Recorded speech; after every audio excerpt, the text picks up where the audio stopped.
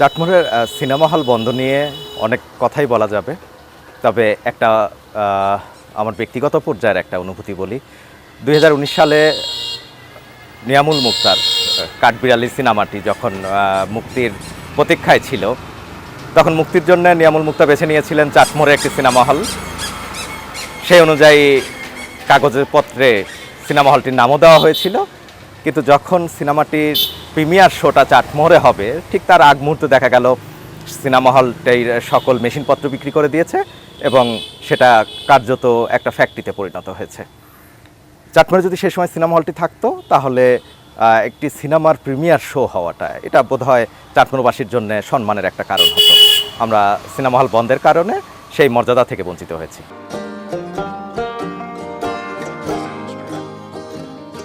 কালের বিবর্তনে ও টেকনোলজির প্রভাবে এই সিনেমা হলগুলোর কার্যক্রম একেবারেই বন্ধ হয়ে গেছে। রূপালী পর্দায় দেখতে পাওয়া যায় না সেই দেশীয় সিনেমাগুলো।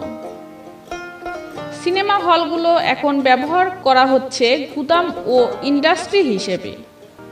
আগে প্রায় শোনা যেত সিনেমার মাইকিং লাগানো হতো। তো রফিক ভাই ভালো আছেন? আলহামদুলিল্লাহ ভালো আছি। আচ্ছা, তো আপনি তো এক সময় সিনেমার প্রচারণার কাজে সম্পৃক্ত ছিলেন। তাও দীর্ঘ প্রায় 20 বছর আমি সিনেমা হলে কাজ করেছি, প্রচারণা করেছি, প্রজেক্টর মেশিন চালাইছি।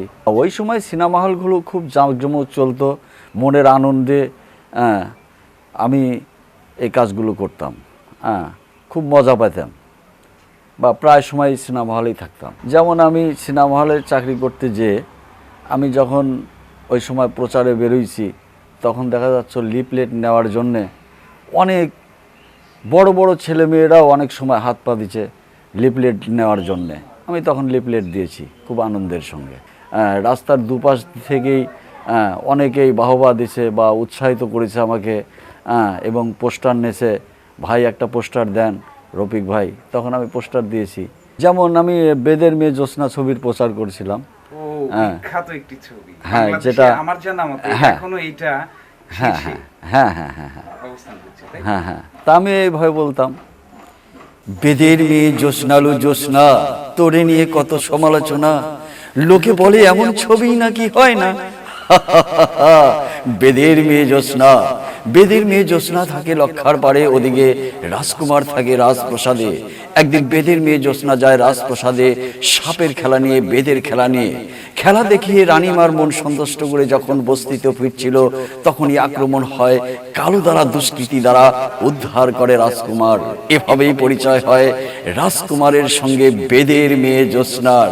তাই তো ভাইয়া বলে বোনেরে চোখের পানি মুছো না, অদ্বৈ দেখতে যাব বেদের মেয়ে জ্যোৎস্না। ঠিক এভাবে প্রচার করতাম। শুধু এটাই না, আমি প্রায় কয়েক হাজার ছবির প্রচার আমি করেছি। যখন দেখলাম সিনেমা হলগুলো আস্তে আস্তে বন্ধ হয়ে যাচ্ছে, তখন আমাকে তো কর্ম করতে হবে। তাই আমি সিনেমা হল থেকে বেরিয়ে আমি এভরিথিং সকল প্রকার বিজ্ঞাপনে ফিরে আসি। হ্যাঁ, প্রাণের সিনেমা হলটা নেই। বাসিন্দা এখানকার স্থানীয়। একসময় যখন দেখতাম, অনেক আগে 3টা সিনেমা হলই চাটমোহরে চালু ছিল, তখন 3টা সিনেমা হলই জাঁকজমকভাবে চলতো। কিন্তু আসলে পরিবেশ বা সেরকম মানে সিনেমা হলে পরিবেশ ছিল না। আস্তে পর্যায়ক্রমে সব কিছু 3টা সিনেমা হল পর্যায়ক্রমে একটা একটা করে বন্ধ হয়ে গেছে।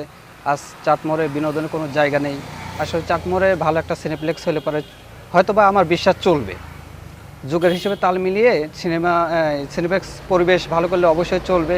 আমরাও চাই চাটমোহরে একটা সিনেপ্লেক্স তৈরি হোক বা জাঁকজমকভাবে চলুক, কারণ চাটমোহরে সেরকম বিনোদনের আসলে কোথাও জায়গা নেই যে আমরা সময় কাটাবো। আমরা চাটমোহরবাসী প্রত্যাশা করি একটা ভালো পরিবেশ, সুন্দর পরিবেশ দেখে একটা সিনেপ্লেক্স তৈরি হোক।